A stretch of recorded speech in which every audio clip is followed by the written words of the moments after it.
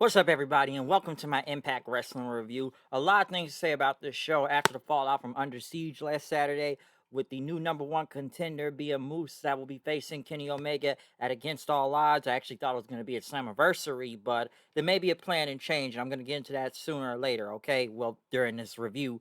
But there's a lot to say in the fallout of Under Siege, and a couple surprises here tonight on this show tonight for Impact. So we do kick it off, though, with one-on-one Jake something versus Rohit Raju. Really good match, I should say, to kick off the show. Damn good match. Now we know that the whole Raju Jake something thing has been going on for a minute now. To what it looks like, basically, Raju and him getting his number after time, which Jake something has been protected in some of these finishes. When you look at it, basically, it's by some distraction or someone's getting involved and whatnot. So we've seen a lot of that lately. But like I said, it was still a really good match. Of course, Shearer got involved, basically holding Jake something's legs. While Raju ended up getting the pin, so he couldn't kick out. But right after Raju had won, Jake something ended up taking out Shearer, beating him up, throwing him around the whole ring, hitting him with a chair. Raju basically kept his distance and whatnot. He even got a table in the ring and ended up, tackling him through the table, even though it looked like Jake went through more of the table than Shearer did. Like, he kind of missed it by an inch and whatnot, but he still ended up taking out Shearer. So at least, like I said before, they've been protecting Jake something to some extent right here going against Rohit. So we'll see where this goes. I'm still waiting for some big push happening with Jake something, given that he's not a Diener anymore. So, excuse me, trying to see what's going to go on between that. Next, Taylor Wilde was interviewed, basically talking about how she came out of retirement to become the Knockouts champion. She started talking about that until Tennille Dashwood came in saying she's going to beat Kiera Hogan tonight, and we're going to get a tag team title shot. Taylor Wilde said, "I'm not part of your team, okay? So leave me alone," basically. Um, but Dashwood still kept saying that, yeah, we're still a team, right? We're still a team, basically. But next thing you know, the match did happen with Kiera and Tennille Dashwood. Like I said, and I guess the note right here, Kiera Hogan and Tosh Steels ended up getting their Knockouts tag titles back last Saturday when they defeated Rachel Ring and Jordan Grace. Might as well get that out the way right now. But match was okay, I'll say that. Tennille ended up getting the win with a roll up and whatnot. So got the small package. Basically, right after Tasha Steelz ended up getting in the ring and attacking Tennille. Then um, right after that, but then right after, Deonna Purrazzo, Susan, Kimberly. Basically, it's damn near a 5-on-1 at this point. Then beating the hell out of Tennille Dashwood. Next thing you know, Taylor Wilde came out for the save, but the numbers still had them. Havoc came out then and started clearing everybody from the ring after that. The heels end up kind of heading back until Decay came out, Rosemary, Crazy Steve, and Black Taurus right there until Deanna and the rest of everybody just started running through the side then somewhere backstage after that. So I'm assuming they're going to get a tag title shot to Neil. Well, we know it's not going to be Tennille and Taylor Wilde unless Taylor Wilde does want to team with her. I'm not really sure. Tennille Dashwood, I still try to look at this gimmick. Some would say it's really stale. It really has. She's still trying to be this whole Instagram influencer thing, but it's not working. Some say she needs the Iconics with her. Well, I shouldn't even be calling them the Iconics at this point anymore. But she needs someone with her to get this whole gimmick over because it's not working right now. Um, like I said, a lot of run-ins there. Who will be Deanna's next challenger for the title, though? That's a good question. Next, Finn Juice is being interviewed. Um, basically talking about how they're facing Madman Fulton and Ace Austin later in the show. Talking about, they've had a lot of challenges since coming to Impact. They've beaten the Good Brothers twice, and they're going to beat Fulton and Ace tonight. They say when they, because once we, successfully defend these titles, they're going to be headed back to Japan the next day, and they're going to defend it to any team in New Japan. I guess from GOD to Dangerous Techers, or hell, probably Roppongi 3K. Well, this is the heavyweight division, so I shouldn't be saying junior weight division. But any tag team in New Japan, they want a piece of them, okay? Also, they did play a video for Satoshi Kojima will be debuting next week on Impact. I gotta say, they've been really putting on a lot of guys from New Japan lately. You had Ben Juice, you had El Phantasmo, now you got Kojima and whatnot.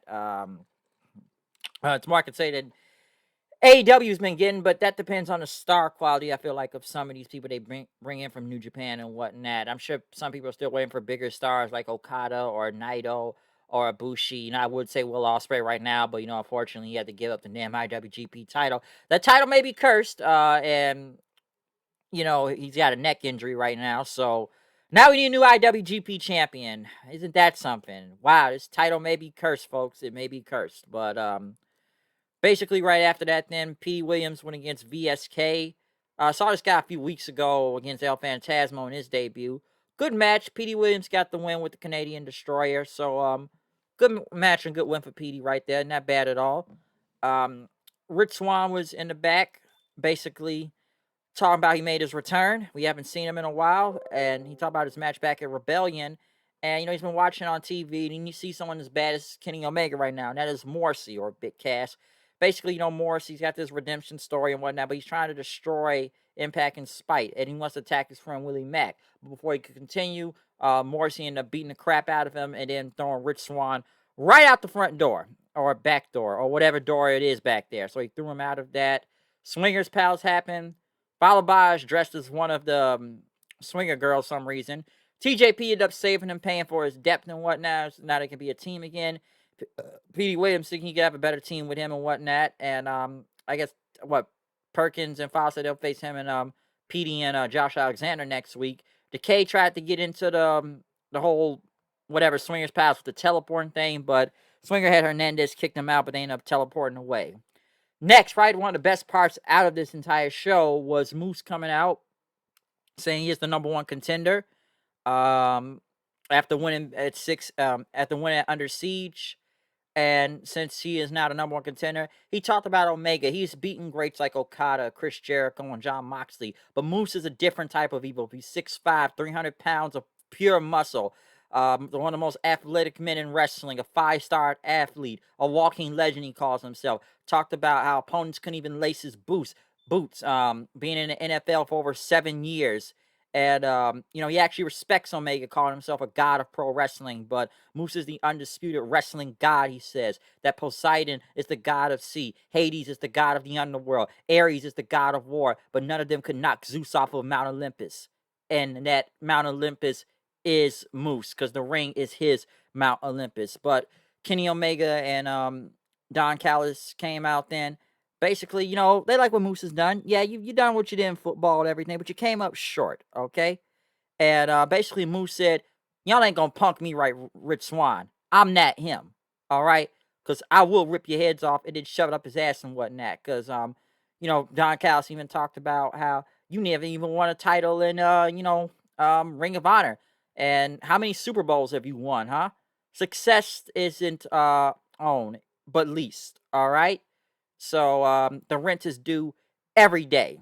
They talk about J.J. Watt, probably been burned by Moose about being on the field and everything. But, him and Omega talked about, Moose, you're big, strong, fast and everything. They like big guys and whatnot, all right? And basically Moose, not Moose, but Kenny Omega says, listen, you're all these things. You're great. But it only takes one wing angel to take you out, all right? And Moose says, why don't you try it right now then? And then next thing you know, the Good Brothers come out surrounding Moose. Sammy Callahan ends up coming out there with a baseball bat, basically knocking him back away then before they could really do anything. So basically that was the end of the segment right there. Really good segment. Really enjoyed it. I like Moose's promo. I'm glad he's not getting punked out or looking weak, especially like they did with Rich Swann going against Kenny Omega and whatnot. So, not Kenny Omega. Kenny Omega, Rich Swann. Do you know what I'm trying to say, right? They're not punking him like Rich Swann when he went against Kenny Omega, all right? So, they're making sure he's not a punk out there and just making him look strong as possible.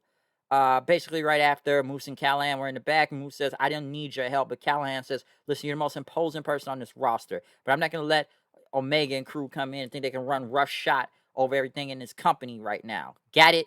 Until he walked off. I will say this. I am surprised this match is at against all odds, but I expect to see some type of screwy finish now and whatnot. Because I expect Callahan and Good Brothers to get involved, and I'm going to take a shot in the dark on this. I still think Moose should win the title at Slammiversary, But right now, I'm going to say this. It'll probably be a triple threat match at Slammiversary between Moose, Sami Callihan, and Kenny Omega. That's what I expect to happen because I expect a screwy finish at Against All Odds, okay? So we'll see what happens with that. But still, a great segment.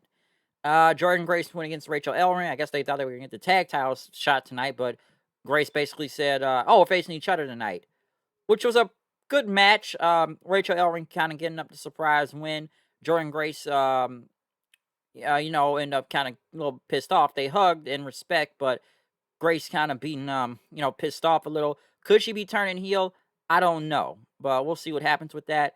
Brian Myers is in the back, kind of promo, talking about he's bad move Brian right now, and talking to everything was going okay around here until Matt Cardona came in. I thought I'd be done with him forever, but he wants to come here and take my shine. I came here to get away from him. All right, listen, because I faced him once, I beat him, and then I have to lose a qualifying spot so he can get a title shot at Under Siege. I should have been in that match.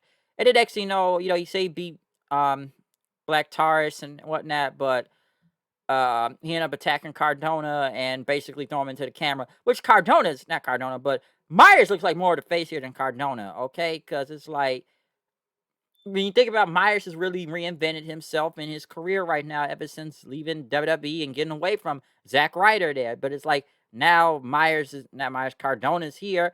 You're stealing his shine. And Myers is kind of correcting all this. So I don't blame him for what he's saying right now. He's not wrong. But in the main event, though, Finn Juice versus Ace and Fulton. Very good main event to end the show. But there's more to this. This is a really good main event. Now, some people believe that Finn Juice was going to be taking the titles and then they were going to be going back to New Japan. But next thing you know, Violent by Design comes out and they have that Call Your Shot trophy Rhino won back at Bound for Glory back in October. So right now, the title's going to be on the line right here, right now. Finn Juice versus Violent by Design, Joe Doring and Rhino.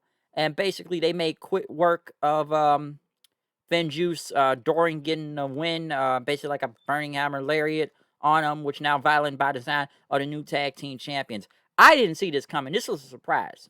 I didn't expect that to happen, but it was a good surprise, though.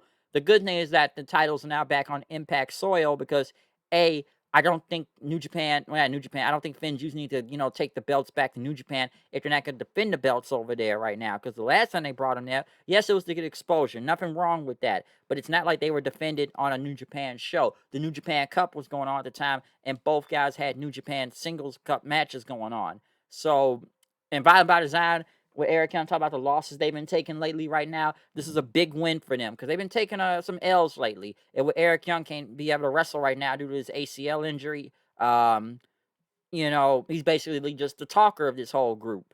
But now Violent by Design has the tag team title, so good. I'm cool with this decision. It's something I didn't see coming, but I liked it, though. I liked it a lot. Overall, really good episode of Impact. From the Moose and Omega promo to Violent by Design winning tag team titles. It wasn't a bad show, okay? It really wasn't. So I like this show. I liked it a lot, and I'm looking forward to Against All Odds. I still think it's going to be a screwy finish, but I am looking forward to the match, though, or whatnot. I still think Moose will get the belt by Slammiversary, though. I guarantee it, given that it's going to be on pay-per-view, all right?